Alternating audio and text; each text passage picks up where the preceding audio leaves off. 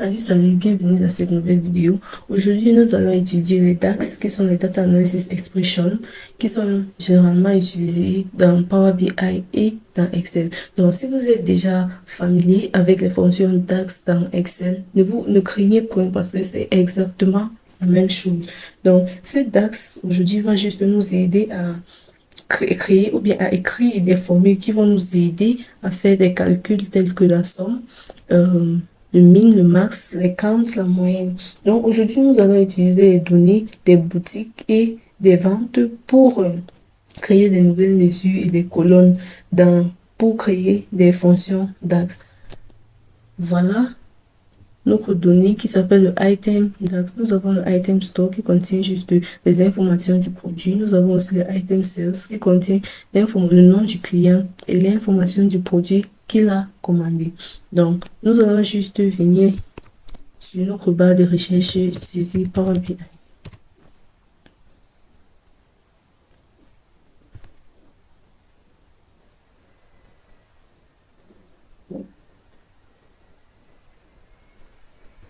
Et par la suite, nous allons choisir le type de données à exporter qui est Excel.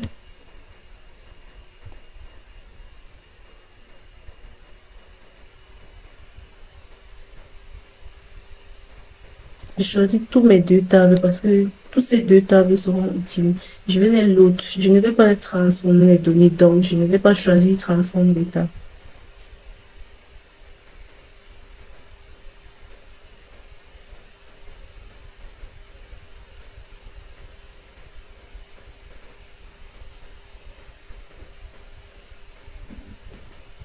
La première des choses, c'est de venir sur la table vue. Voilà, vous voyez toutes ces deux données. Alors, nous allons partir sur la table Item Sales et nous allons créer une fonctionnalité DAX qui permet juste de compter les nombres d'identifiants uniques des commandes. Donc, je vais venir ici, je vais créer New Measure qui va s'appeler en fait le Count of Sales.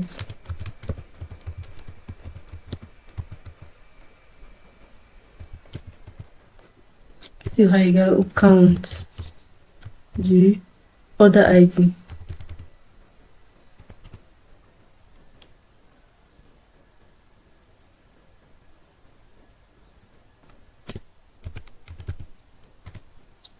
Je ferme la parenthèse et j'exécute. Et voilà.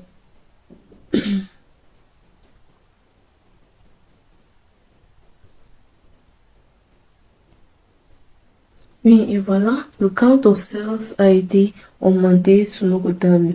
Pour la suite, nous allons juste essayer de vérifier, de regarder qui achète en momentant les clients. Donc, nous allons monter sur la table de visualisation. Nous allons utiliser une table. Nous allons choisir Customer et le Count of Sales. Et vous voyez, à chaque client, nous avons le nombre de produits qu'il a vendus, qu'il a commandé.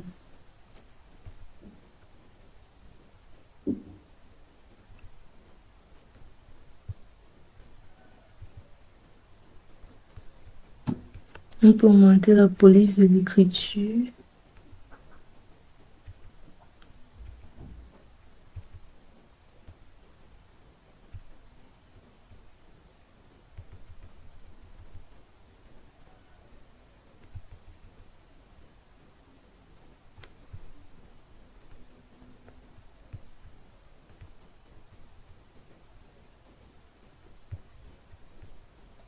Le colonne header, c'est pour les en-têtes des colonnes.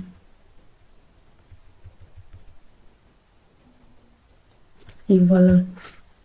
Ensuite, nous allons rentrer toujours sur la table des ventes. Nous allons aussi créer une nouvelle mesure qui va s'appeler le Sales of Product. Donc, les ventes des produits qui ont été vendus.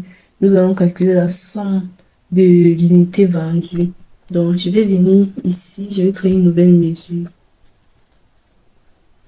Je vais dire Sales of Product sold qui sera égal à la somme de l'unité vendue. Et j'exécute le code.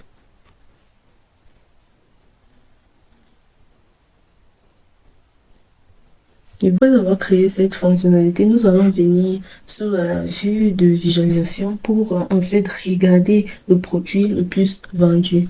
Et ici, nous allons rename source par somme.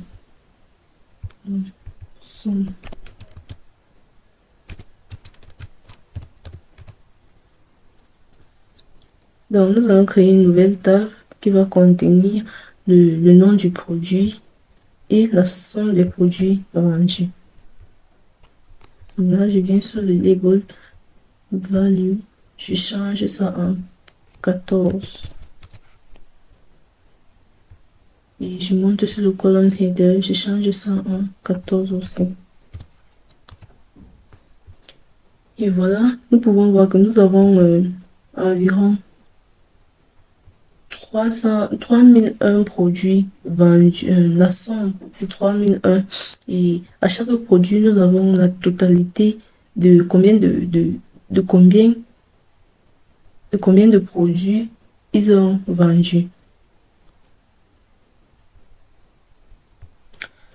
Par la suite, nous allons aussi continuer en regardant le vendeur le plus élevé. En regardant le vendeur le plus élevé, il faut que je vous rassure que nous allons regarder les fonctions d'agrégation. Et nous avons deux types de fonctions d'agrégation. Par exemple, nous avons le SOM et nous avons le SOMX. Le SOMX est une fonction d'agrégation interactive qui va nous aider à calculer selon les colonnes. Bon, à la fin de cette visualisation, je vais vous donner la différence entre la fonction interactive et la fonction simple.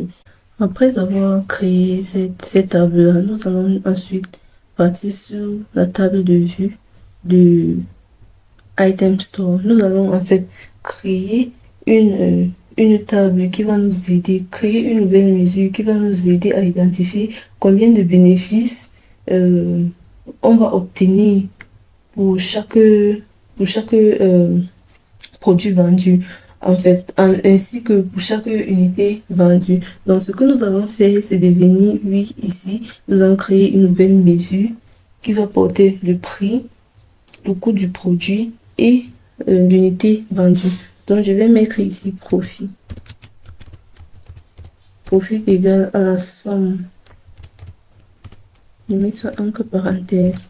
À la somme du prix du produit. Ferme la parenthèse et je mets moins la somme du produit, du coût du produit. Donc, la production du fois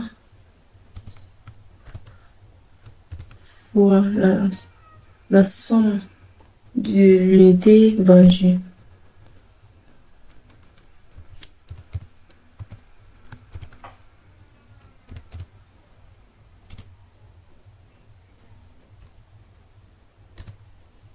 Je ferme la parenthèse. J'exécute le code.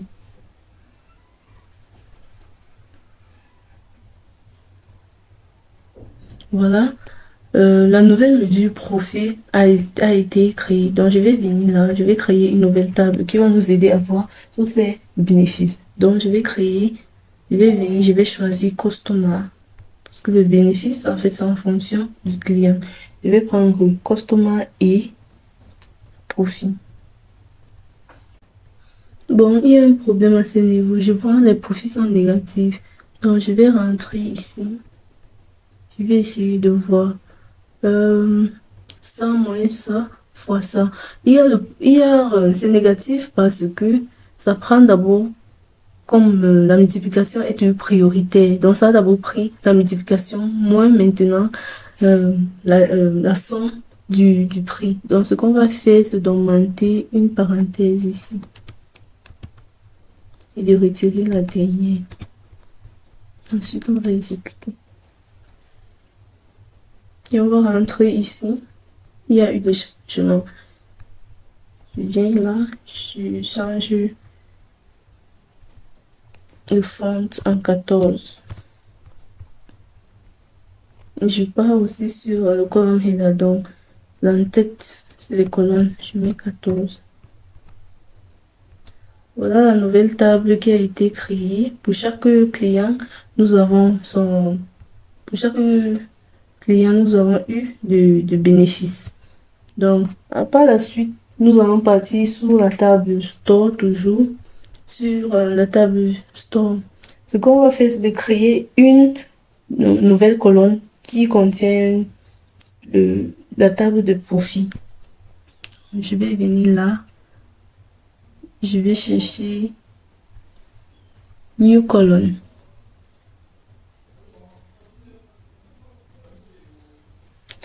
Et je vais mettre Profit Column.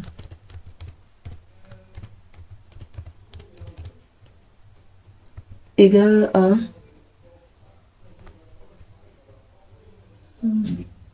on a fait l'erreur là.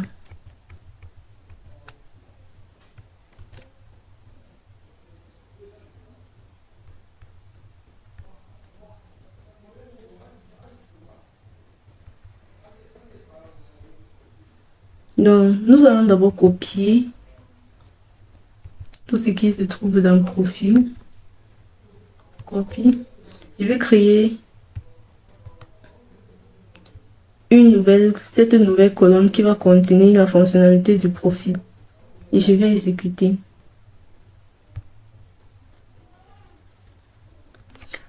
Bon, ici, nous pouvons constater que le profit column, cela ne fait pas ce que nous voulons en fait. Nous voulons que à chaque produit, à chaque nom de produit, ça puisse donner le bénéfice. Donc, pour chaque ligne, ça puisse donner le bénéfice. Or, la fonction interactive, la fonction somme, si la fonction d'agrégation nous permet juste de sommer tout le profil et de les mettre dans chaque ligne. Pourtant, ce n'est pas ce qu'on voulait faire. Donc, nous allons juste faire qu'on va utiliser le SUMX qui est la fonction d'agrégation interactive. Donc, je vais créer une nouvelle colonne. Bon, je vais styliser ici. Je vais saisir ici profit colonne SUMX égale à SUMX. Vous voyez, là, ça m'affiche le nom de la table où tu veux mettre cette expression. Donc, je vais mettre la table item sales, virgule. Je mets toute la fonction du profit. Entre-temps, il faut que je retire toutes ces sommes.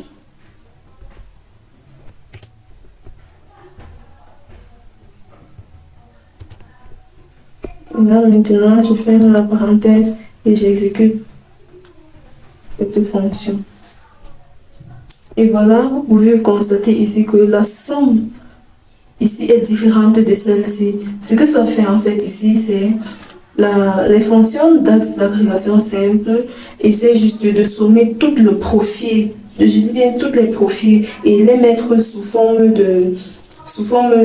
et ça, le résultat vient sous forme d'une seule ligne. Et voilà, maintenant ça essaie juste d'insérer toute cette donnée dans des lignes. Pourtant, la fonction d'agrégation interactive nous aide à sommer en fonction des lignes. Donc, pour chaque ligne, ça somme son profil. Pour chaque ligne, ça somme son profil. Pourtant, pour le profil colonne, ça somme toute la colonne et ça donne toutes ces informations sous forme de ligne. Bon, la prochaine des choses qu'on va faire, c'est de venir sur la table Item Sales et de créer une colonne qui va nous servir juste à voir les noms de la semaine. Donc, ce que je vais faire, c'est que je vais venir ici, je vais créer une new colonne.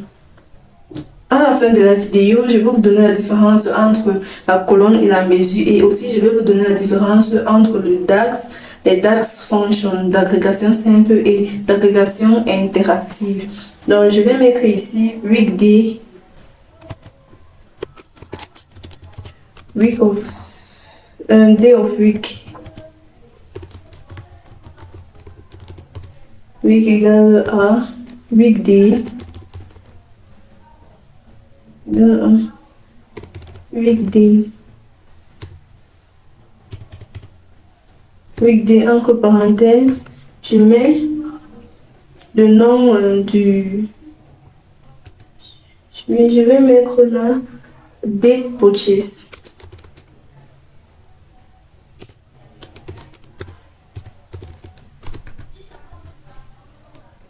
Et voilà, je ferme. Et ensuite, je vais choisir le nombre, soit un me dit, je clique là, ça me dit, dans son égal à 1 et ça c'est égal à 7. Pour la deuxième étape,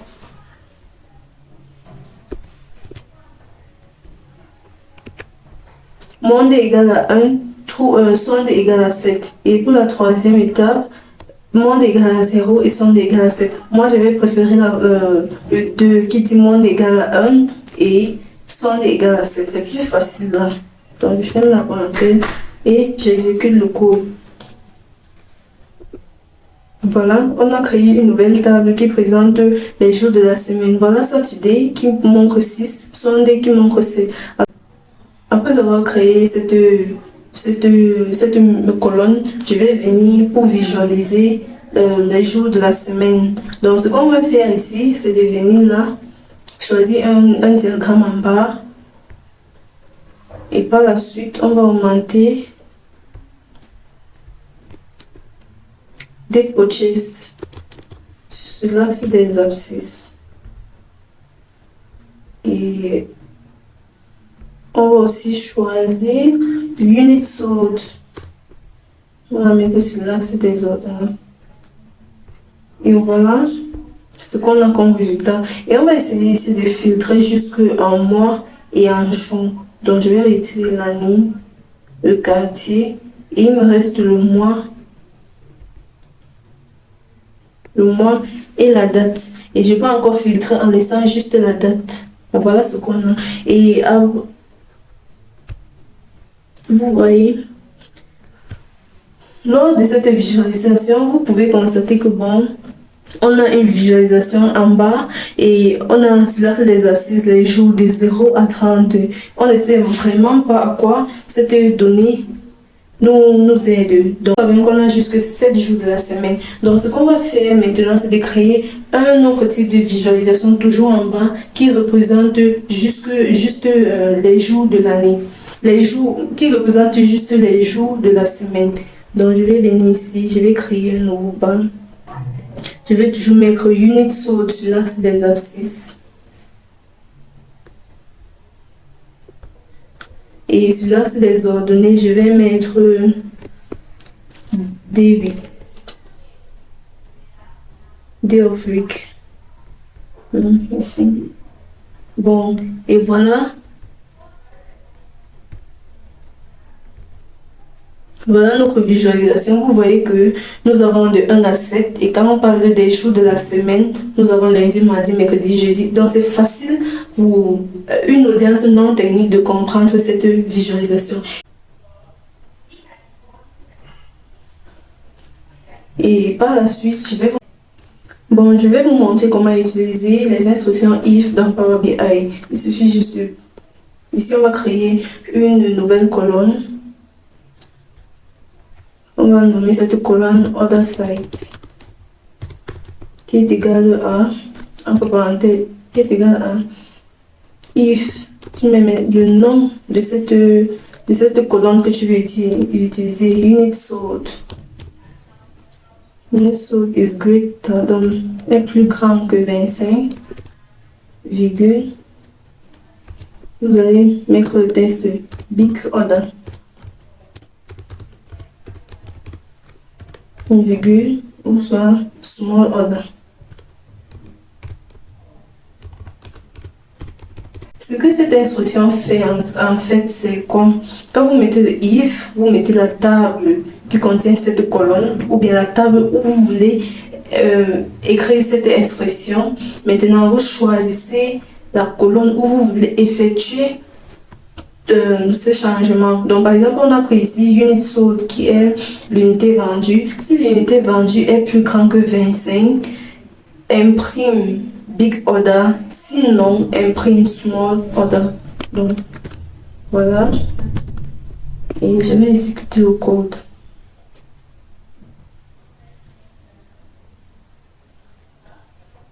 Vous voyez ici, nous avons unit sort de 32. 32 est plus grand que 25, donc nous avons big order. Là où nous avons small order, nous pouvons constater que unit sort est plus petit que 25. La différence entre la nouvelle mesure et la nouvelle colonne est que la nouvelle mesure est une valeur calculée ou dérivée à partir des données existantes, tandis que les nouvelles colonnes représentent l'ajout de nouveaux champs de données brutes ou d'attributs au jeu de données. Et aussi, nous avons aussi la différence entre les fonctions simples et les fonctions d'agrégation. La fonction, par exemple, somme, opère directement sur une colonne de données et calcule la somme de toutes les valeurs de cette donnée, tandis que le somme avec x, qui est la fonction d'agrégation interactive, permet d'appliquer une expression personnalisée à chaque ligne de données avant d'en faire la somme, offrant ainsi plus de flexibilité dans le calcul des mesures. Merci.